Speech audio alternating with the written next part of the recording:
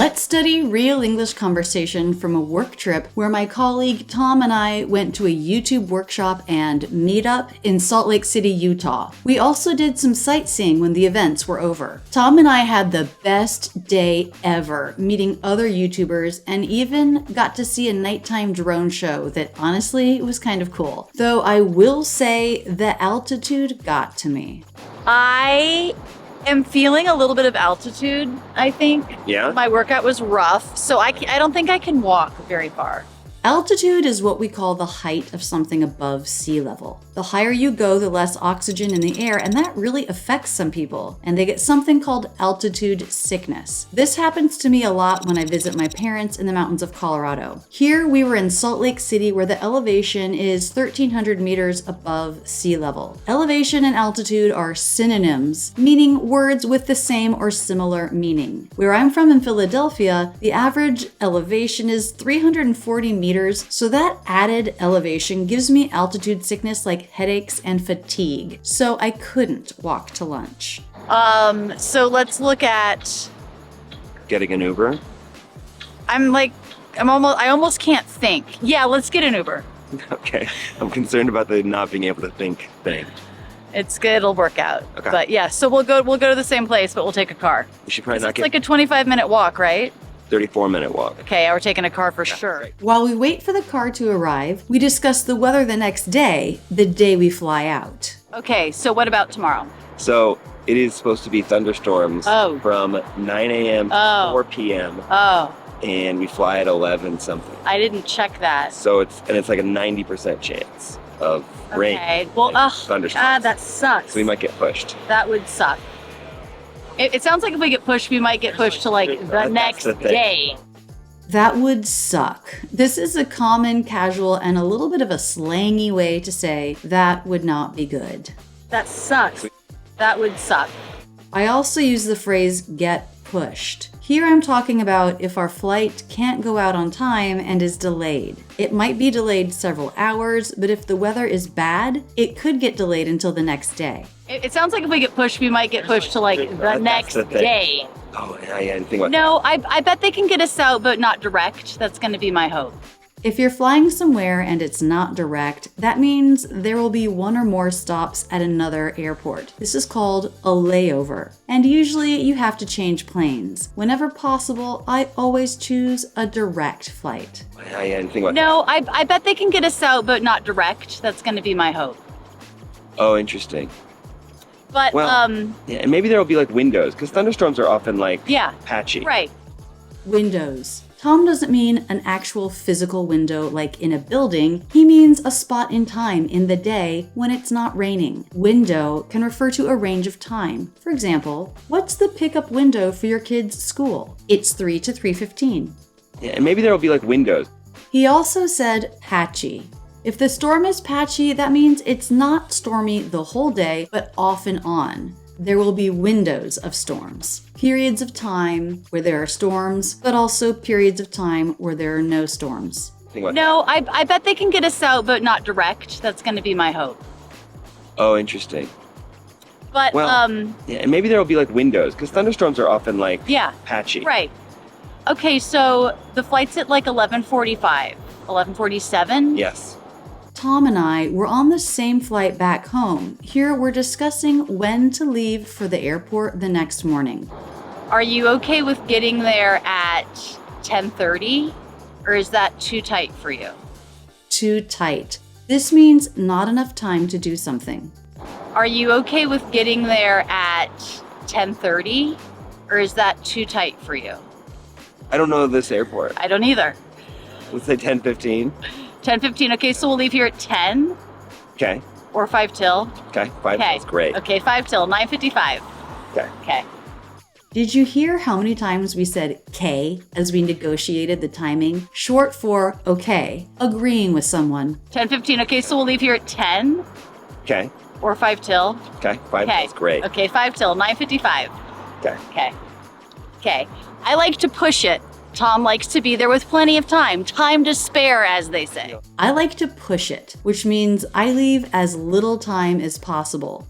Tom is the opposite, and he likes to leave in plenty of time. Notice I dropped the T in plenty. This is a common pronunciation of T after N. Tom likes to be there with plenty of time. Time to spare, as they say. Plenty of time, time to spare. Notice the to reduction. Time to. Make it quick and lower in pitch, attached to time. Time to spare. In plenty, we dropped the T. In to, we changed the T to a flap T, or here it sounds kind of like a D. Time to. It's really common to change the pronunciation of T to have smoother speech in American English. Check out this video where we did a full analysis of T pronunciations in a TED Talk. You'd be surprised how frequently the T is changed. Getting this into your habit will really help you sound natural speaking English. I'll link to that video in the video description. Tom likes to be there with plenty of time. Time to spare, as they say. I consider the airport a chance to sit and read a magazine maybe, or just like collect your thoughts. It's a nice time for yourself as opposed to a time to panic. Collect your thoughts. This is a phrase that we use in English to mean get control of your thoughts or feelings or emotions after something very surprising happens or very shocking. For example, let's say your employee comes in and says that they're quitting and you don't know what to respond. You did not expect this. You might say, wow, okay, please give me a moment to collect my thoughts. But here, Tom simply means to have quiet time to oneself, maybe to reflect on something that's happening in his life. Basically just think. Good old thinking time. And see, I'd rather do all that self-time at home. Yes, but you can't because I can't. Because at home, you're worried about like what's going to happen on the way. Like, will there be a traffic jam? Will there be a detour? Do I have to get around something? A traffic jam, a detour. Basically anything that could make your drive to the airport unexpectedly longer. Because at home, you're worried about like what's going to happen on the way. Like, will there be a traffic jam? Will there be a detour? Do I have to get around something? Okay, what kind of traveler are you? Do you like to push it like me? Or do you like to leave plenty of time, like Tom, when heading to the airport or train station? Let me know in the comments. There's going to be something happening at the airport that demands that I slow down. Have you ever missed a flight? Never. I have once. And for me, for the amount of times I've flown, it is such a fair trade to miss once. I mean, the hours saved at airports. That's fair. That's fair. I just used the phrase fair trade. What does this mean? In this context, it means I accept what I had to pay for what I get. That seems worth it to me. So yes, I missed a flight once. That was bad. But all of the other times, I've gotten to the airport with enough time to make my flight, and I wasn't sitting there for hours and hours waiting for my flight. So to me, that's a fair trade. I'd rather miss one flight every 10 years and not go extra early to the airport than go extra early to the airport all the time and never miss a flight. To me, missing one flight, that's a fair trade for what I get, which is more time at home.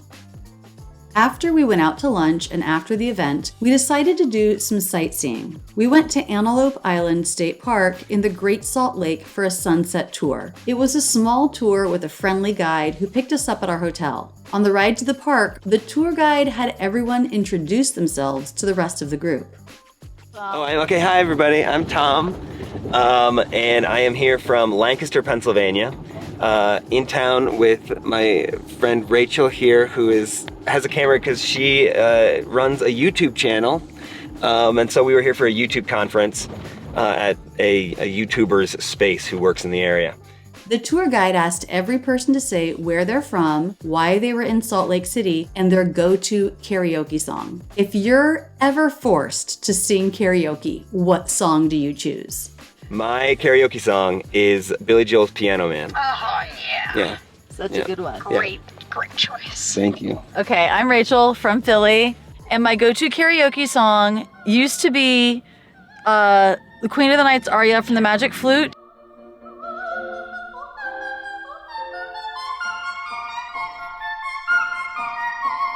But I can't hit a high F anymore.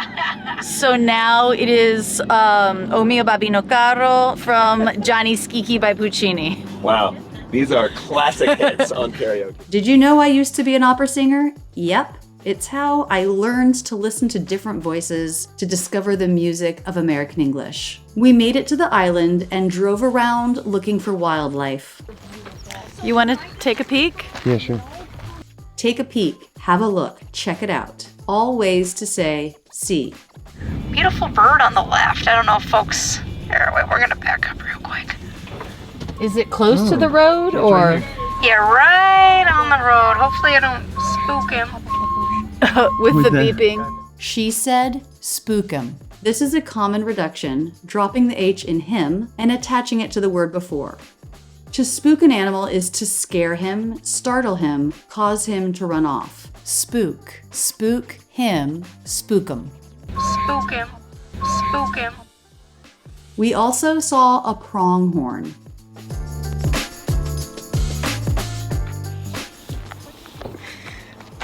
Are you getting eaten alive? I know, are you? Did you get that? What was that?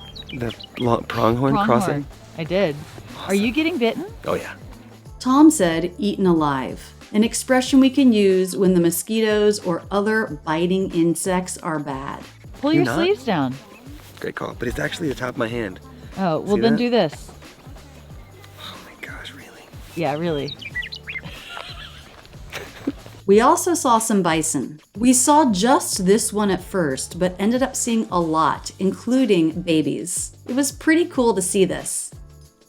Then we got to the trailhead of the short hike we would do, and we even saw a faint rainbow. The tour guide pointed out different features of the landscape. It was sunset, so the sun was really low and everything around just looked stunning. It was a short hike to the end of the trail and the wind was really blowing, so I didn't get any good audio up here, but I did enjoy just a few minutes in nature. Now let's review all the vocabulary and pronunciation we studied by watching all the clips straight through. I am feeling a little bit of altitude, I think. Yeah? My workout was rough, so I don't think I can walk very far. Okay, so what about tomorrow? So it is supposed to be thunderstorms from 9 a.m. to 4 p.m. Oh, and we fly at 11 something. I didn't check that. So it's like a 90% chance of rain. Okay, well, and thunderstorms. that sucks. So we might get pushed. That would suck. It sounds like if we get pushed, we might get pushed to like the That's next the thing. day. Oh, I didn't think about No, I bet they can get us out, but not direct. That's going to be my hope. that. Oh, interesting. But Well, yeah, and maybe there'll be like windows because thunderstorms are often like yeah, patchy. right. Okay, so the flight's at like 11:45, 11:47. Yes. Are you okay with getting there at 10:30, or is that too tight for you? I don't know this airport. I don't either. Let's say 10:15. 10:15. Okay, so we'll leave here at 10 Okay. or 5 till. Okay. 5 Okay. is great. Okay, 5 till 9:55. Okay. Okay. Okay. I like to push it. Tom likes to be there with plenty of time. Time to spare, as they say. You know, I consider the airport a chance to sit and read a magazine maybe, or just like collect your thoughts. It's a nice time for yourself as opposed to a time to panic. And see, I'd rather do all that self-time at home. Ah, yes, but you can't because I can't. Because at home, you're worried about like what's going to happen on the way. Like, will there be a traffic jam? Will there be a detour? Do I have to get around something? Is there going to be something happening at the airport that demands that I slow down? Have you ever missed a flight? Never. Because I have once. And for me, for the amount of times I've flown, it is such a fair trade to miss once. I mean, the hours saved at airports. That's fair. That's fair. You want to take a peek? Yeah, sure. Beautiful bird on the left. I don't know if folks... Here, wait, we're gonna back up real quick. Is it close to the road or? Yeah, right on the road. Hopefully I don't spook him. With the beeping. Are you getting eaten alive? I know, are you? Did you get that? What was that? The pronghorn crossing? I did. Are you getting bitten? Oh yeah. Thank you so much for studying with me. I absolutely love being your English teacher. Keep your learning going now with this video, and don't forget to subscribe with notifications on so you never miss another lesson. That's it, and thanks so much for using Rachel's English.